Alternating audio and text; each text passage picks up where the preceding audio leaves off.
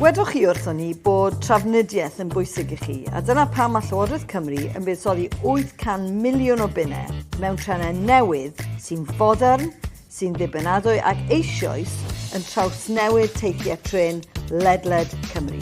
But we're not stopping with trains.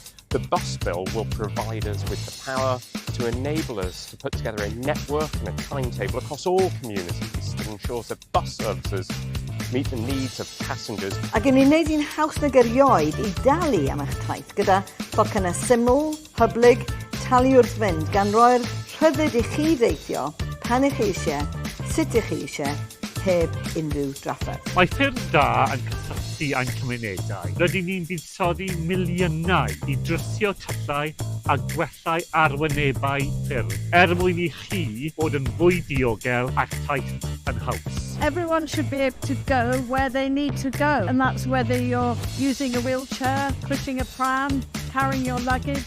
Everyone needs to go. The transport needs to be accessible. Nid yn unig rydyn ni'n gwella trafnidiaeth, rydyn ni'n creu Cymru wirddach. O adfer cefn unoedd i blannu coed a gwarchod bywyd gwyllt, rydyn ni'n gwneud yn siŵr bod rhwydwaith trafnidiaeth yn gweithio gyda'r natur, nid yn ei erbyn. I ni'n darparu newid gwirioneddol, cyfleoedd go iawn a chynlyniadau go iawn i chi. Gwell trafnidiaeth i Gymru well.